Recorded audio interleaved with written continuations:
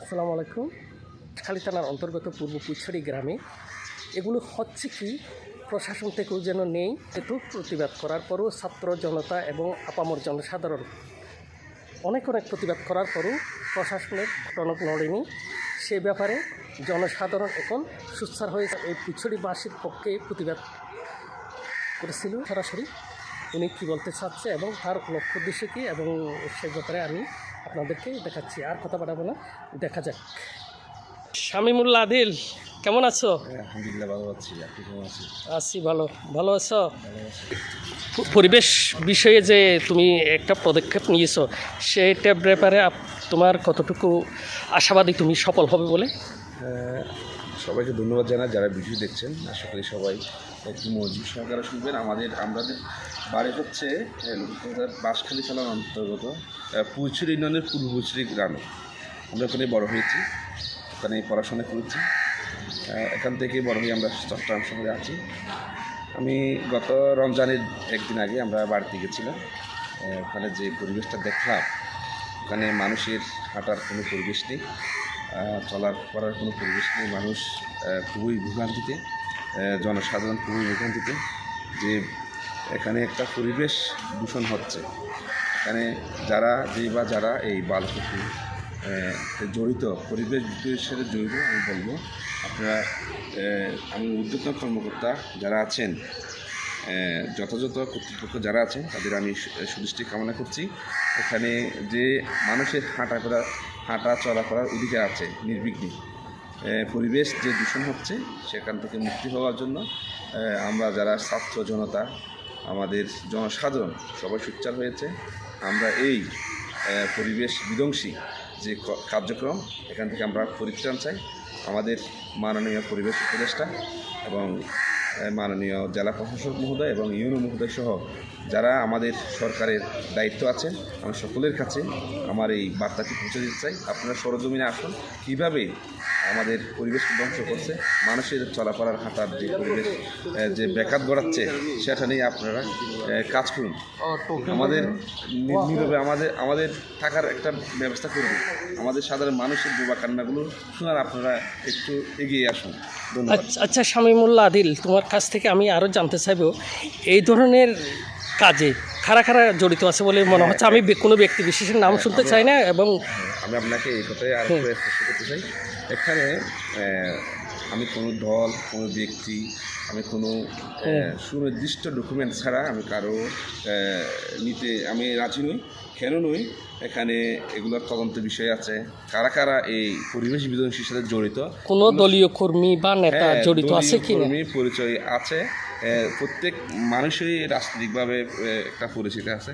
সেই সময় আমি রাজনৈতিক দল পরিচয় আমি এগুলার সাথে আমি বলছি না। একটা যথাযথ কর্তৃপক্ষ একটা বের করুক কারা অপরাধী, কারা এখানে পরিবেশ ধ্বংস করছে, সে নিয়ে এরা প্রতিবেদন দেবে। আচ্ছা, এখানে কি রাজনৈতিক নেতৃত্বের প্রভাবে কি এগুলো হচ্ছে না রাজনৈতিক নেতৃত্বের প্রভাবে এগুলো হচ্ছে? আচ্ছা, ওখানে কি শুধু কি একটি দল, ব্যক্তি অথবা কোনো গোষ্ঠী, কোনো ব্যক্তি বিশেষকে কি জড়িত আছে না বিভিন্নভাবে জড়িত? বিভিন্ন রাজনৈতিক দল, রাজনৈতিক নেতা কর্মী এবং সমর্থক, যতটুকু আমরা শুনতে পাচ্ছি এখানে প্রত্যেক রাজনৈতিক দল থেকে যারা আছে, হ্যাঁ, তাদেরকে মোটামুটি একটু সচেতন অর্থলোভী তাদেরকে নিয়ে মোটামুটি বিশাল একটা কি করেছে বলে মনে হচ্ছে, তারা একটা নেটওয়ার্ক তৈরি করছে, সিন্ডিকেট হিসেবে খাবার জন্য, এই যে পরিবেশ ধ্বংস করার জন্য তারা একটা সিন্ডিকেট করেছে। এই সিন্ডিকেটের আমি বলতে চাই, এরা সবাই আমাদের এলাকার, আমার প্রতিবেশী, কারো ভাই কারো বন্ধু দেখা হলে সালাম হয়, কথা হয়। আমি বলবো আপনারা ফিরে আসুন, আমাদের পরিবেশ রক্ষায় এগিয়ে আসুন। আমি এর আগেও প্রতিবাদ করেছি, 2021 সালেও করেছি, মানববন্ধন করেছি, উপজেলা ইউনো বরাবর স্মারকলিপি দিয়েছি, এখনও করতেছি। আমি বলবো আমাদের হাঁটার এবং চলাফেরা আমাদের পরিবেশ আমাদেরকে ফিরিয়ে দিন।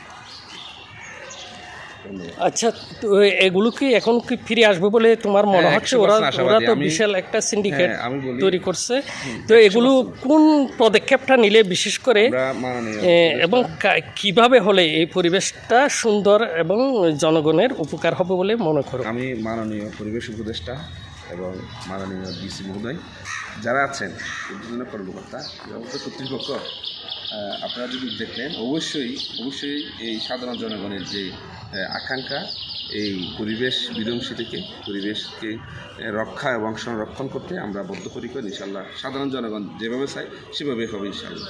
বিগত দিনে আমরা দেখছি অনেক প্রতিবাদ উঠেছিল এবং প্রতিবাদের ঝড়ও হয়েছিল, কিন্তু এরপরও কোনো অদৃশ্য কারণেই এগুলো কেন আবার এইভাবে কীভাবে কখনো বন্ধ করে পেপার পত্রিকায় আমরা দেখি ওগুলো চলমান থাকে, এটা কিভাবে থাকে এবং এগুলো কীভাবে বন্ধ করা হবে সেটা একটু সংক্ষেপে, খুব সংক্ষেপে। আমি আপনাকে বলি, এখানে এর আগেও আমরা প্রতিবাদ করেছি। এর আগেও বলতে গেলে 2000 বিশেষ করে 15-16 সাল থেকে এগুলো হচ্ছে মূলত। আমি একদম শুরুর কথা বলছি, আমার বাড়ি ওখানে, আমি ওখানেই থাকি, ওখানেই বড় হয়েছি, আমি ওখানে পড়াশোনা করেছি।